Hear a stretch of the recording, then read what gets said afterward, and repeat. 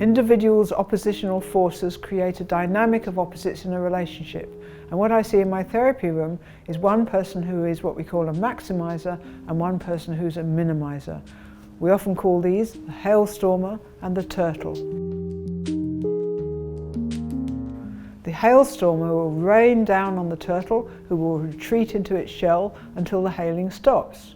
The trouble is that the more the turtle retreats, the more the Hailstormer will hail down, because it makes them feel unsafe and insecure when their partner retreats from them. This becomes the pattern for your reactivity to conflicts and ruptures between you. And it is this reactivity that is the real problem in your relationship, not your partner, not you. The problem is the reactivity between you. It doesn't change until both of you make a conscious decision to act in the way that is the most difficult for you.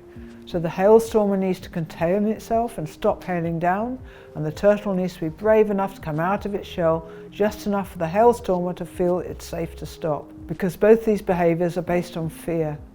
Fear that the other's going to overwhelm them, smother them, suffocate them, or fear that the other one's going to disappear, fade away, or abandonment. These are the fears that we were programmed with as small children. These fears come from your childhood, as we learned in modules 1 and 2, and it's quite remarkable how often I see these direct opposites in the therapy room. In fact, almost every time with couples. Interestingly too, it's very rarely the fault of one and not the other. Sometimes couples come in convinced that only one of them has a problem, and if only they would get fixed, everything would be okay. But it never is. The problem lies in the relationship, in the space between these two people, and my job is to help you see the combination of the two of you that creates this energy. When you're in the power struggle phase, it seems insurmountable and impossible to change. But with some insight, self-reflection, and also professional therapy, these patterns can be broken and new ways of being together will be born. This is the start of the conscious relationship, when both parties become aware of their part in the dynamic and how their behaviour is responsible for the behaviour of their partner as they react to you. You become your partner's healer and they become yours. Giving your partner what they need heals you too.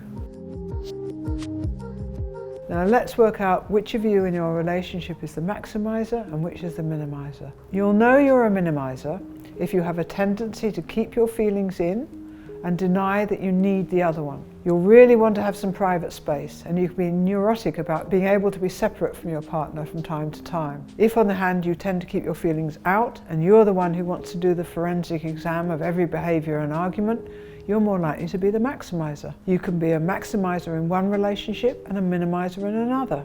And we can change from one to the other at different times in different circumstances, but at our core we're usually one or the other. The following diagram shows characteristics of each.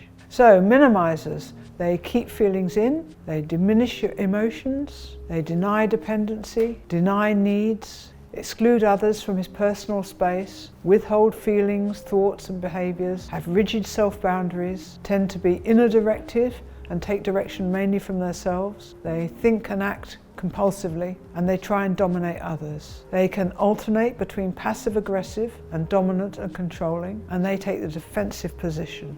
Maximizers, on the other hand, tend to let feelings out. They'll be the ones who exaggerate their emotions. They'll be overtly dependent on others. They will exaggerate their needs, be compulsively open and subjective, cling and be excessively generous, have unclear boundaries or are diffuse. They can be outer-directed and generally ask for directions from others. They can act impulsively and they can act submissively and manipulatively. They can alternate between aggression and passive, and they tend to take the offensive position.